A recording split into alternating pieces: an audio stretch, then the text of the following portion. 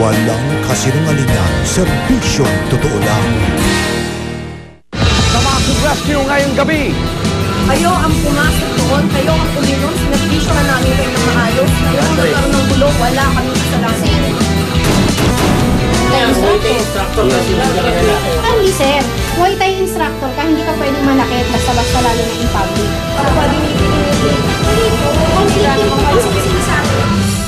Hawakan mo yung pagkain mo. Yung palang pagkuhadla, kinagabihan, nagbuhos daw ng gas at sinindihan ang sarili, nakakuha siya ng yung posporo. Iyak siya ng iyak, wag, ganun. Sabi ko, bakit? Ano bang nangyari sa'yo? Nirep ka ba? Ginalaw ka ba? Nilapitan ka ba ng lalaki? Ganun lang siya ng ganun, hindi daw, hindi.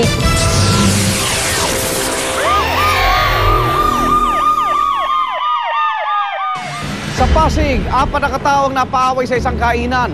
Di umano'y inargabyado sila ng isa pang lalaking customer. Bakit umantong sa sakitan ng insidente? At paano makaiiwas sa peligro sa ganitong mga lugar? Hindi man namin mahabol yung nakaaway namin. Mapasakama namin yung tiga. Grabe! Sila, sa totoo lang, sila talaga ng gulo. Sila talaga nanugod sa mag-asawa. Pinugbog talaga nila yun. Grabe, ginawa nila, pinagtulungan nila. Tapos ako pakakasuhan ngayon.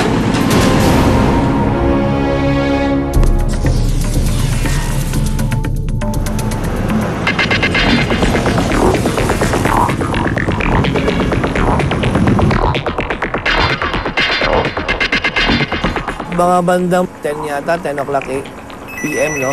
Tumawag po ang isang concerned citizen sa aming Barangay San Antonio Command Center at meron daw po nangyayaring kaguluhan sa isang restaurant. Marami daw pong sugatan doon sa area, kaya po tumawag po tayo ng rescue.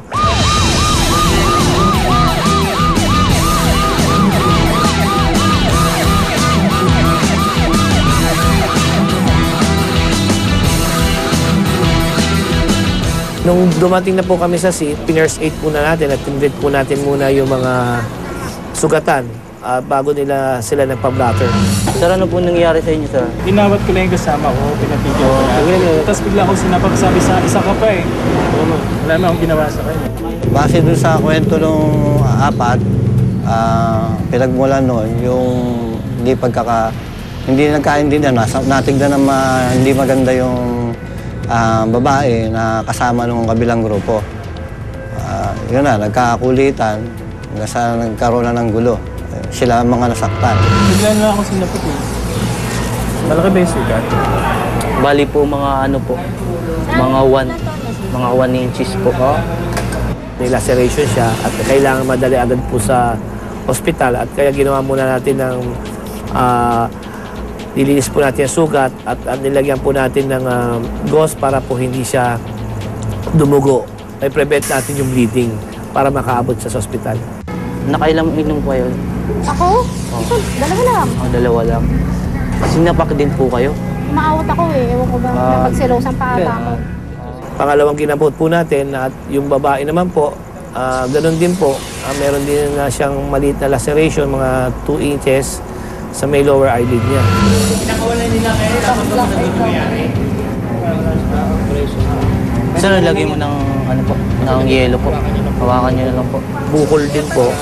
Natamo dito sa may bandang kaliwang bahagi din po ng kanyang eyeball, sa may bandang area ng mata. Nakapustiso ka ba, sir? Retainer. Ito, ako sumasa. Then ka-sergeant ako. Ito, sakit to. Yung isang lalaki naman po, the same time din po at meron din po siyang laceration sa may lower part siya ng mandible, sa may bandang gums niya. Meron din siyang laceration. Hindi naman po grabe, parang nagasgas lang siya. At nilagyan lang po natin ng gauze for stopping the bleeding. Within 5 minutes po yun, mawawala na po kasi mabilis po mag-heal ang part ng mouth natin. Nakarami na kayo, sir? Hindi, tatlong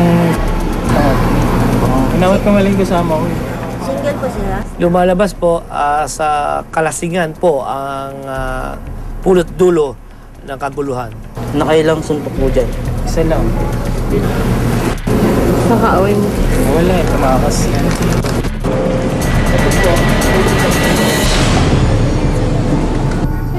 Mga ilang tao yung nakaaway niyo? Ito ang talagang medical. Dalawa yung Ito, totally mga yung taga- ano nila eh. Kaaway. Ito eh.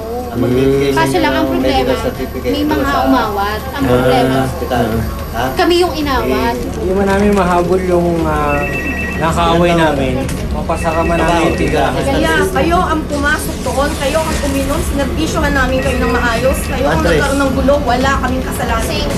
Kaya huwag mo kami sabihin ng ganyan. Ako kung ako nag-BP, sobra talaga inabot ko corona, grabe.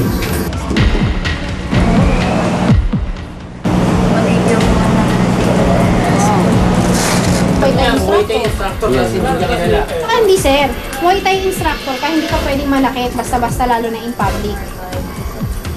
Kung baga sa boxing yun, may license eh.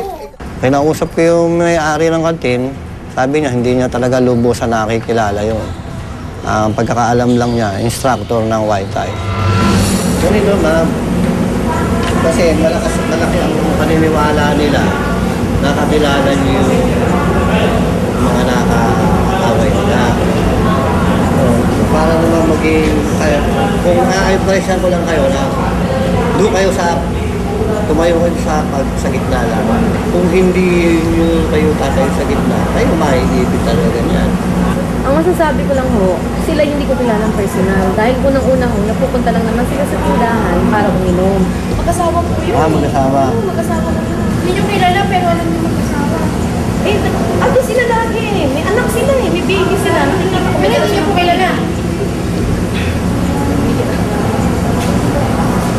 Parang ako pa dinibigin nyo dito. Hindi po, conflicting po kasi yung sinasabi niyo. Alam niyo may anak, mag-asawa, Muay Thai instructor, pero hindi niyo po kilala. Hindi ko sila kilala. Natapos makibladder dito sa presinto, pinasamahan ko sila doon sa kasama kong pulis sa mobile, doon sa lugar na pinangyarihan para naman makakuha ng impormasyon kung saan makikita yung mga suspect, yung mga kabilang grupo para naman ma-identify, ireklamo sila. Pagdating doon, tanong-tanong yung mga kasama kong pulis, wala rin akuhang impormasyon na makakapagturo doon sa mga grupo na nakapanakit sa complainant. Hindi nila rin na-confirm kung Muay Thai instructor na yun.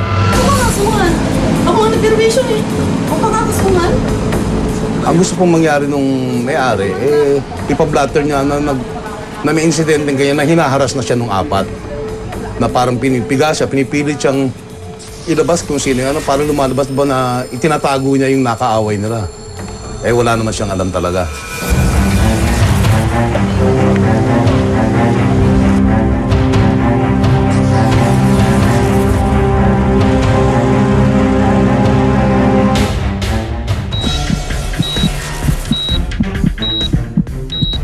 Kung ikaw naman nakakursunadahan, kung pinakamaganda yun, hanggat makakaiwas sa trouble, umiwas ka. Kung talagang hindi ka makakaiwas, patawag ka na kaagad ng pulis para naman hindi magkagulo kaagad. Kailangan maagap ang may-ari ng inuman, ng kantin o ng beer house. Pagka ganyan medyo nagkaroon na ng pagtatalo yung mga customer, tumawag na kaagad sila ng pulis o tanod para meron kaagad nag-pacify sa kanila.